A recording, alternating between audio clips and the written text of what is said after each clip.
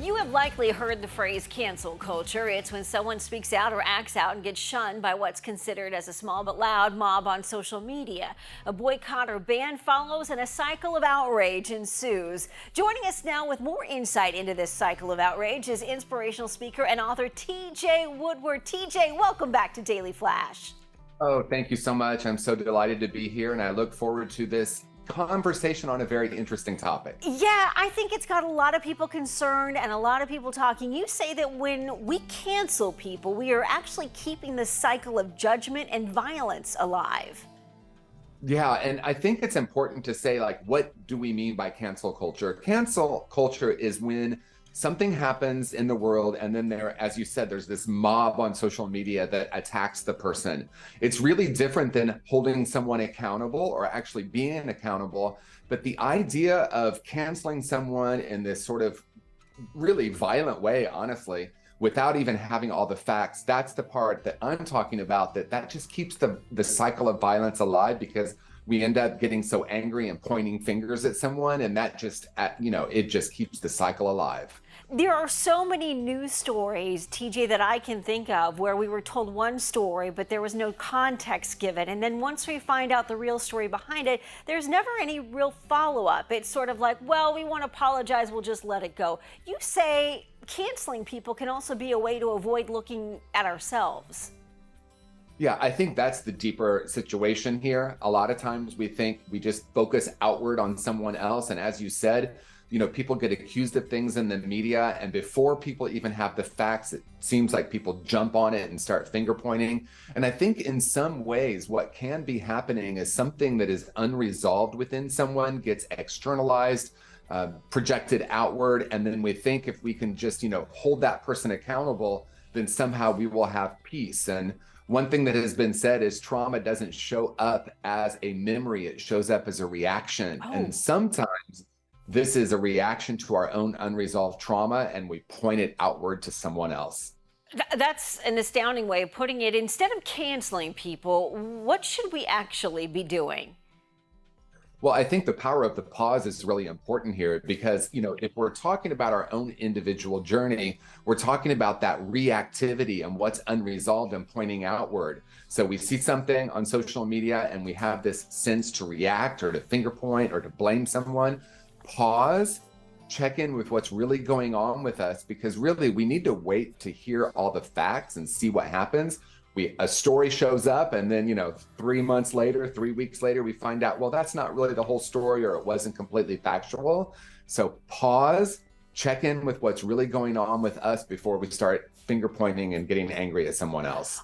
TJ, why do you think so many people just take that information for face value? Is it because we just live in this ADD, social media, fast-paced society, and we just take it for granted that it is what it is, that headline is exactly what it is? Why don't people ask more questions?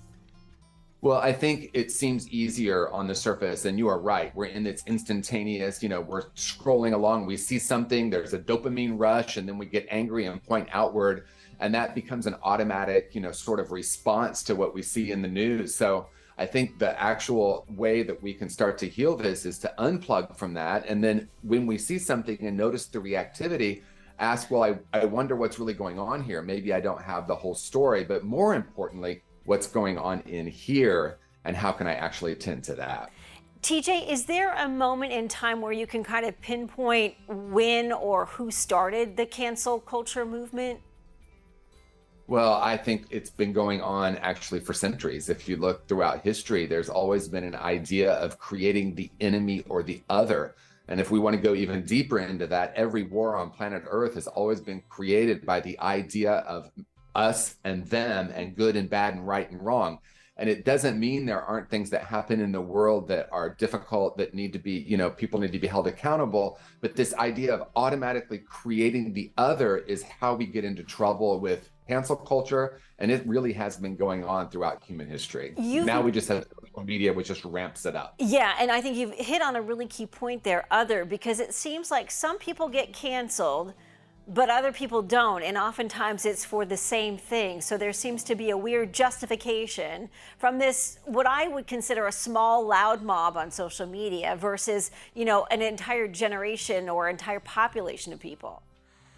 Yeah, when we're in this idea of the other and someone in our camp does something, we might look away. But when someone that we perceive to be the other does something, we say, see, look, and then we go on attack. And that's really why we are being told we live in a divided country, which I don't think is true. I don't think we're really that polarized. I actually think we've been conditioned to have polarized thinking. And what I mean by that is, am I viewing someone who has a different point of view than I do as the other? Or can I start to become aware that it's okay for us to have differing points of view, and what might happen if we would actually come together and listen to each other instead of pointing fingers? And I think cancel culture, or this idea of canceling people on social media, is one pretty extreme example of that. I think when it comes to the news business, they sell headlines and they sell fear and they want to keep people divided. But as you said, if you go out into your community, into your neighborhood, you're having normal conversations with people, even if you might not agree on the topic. If you're a victim of cancel culture, TJ, what's the remedy?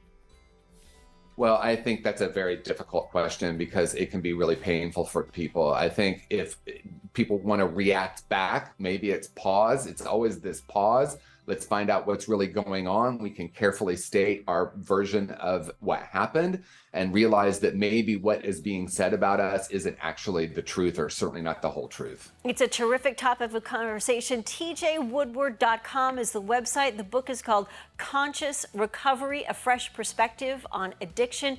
It is the author of this best-selling book that has joined us today. TJ, thank you so much for joining us. Oh, thank you so much. It was a delight to be with you. We'll have this interview and more information on TJ available on our website, dailyflashshow.com.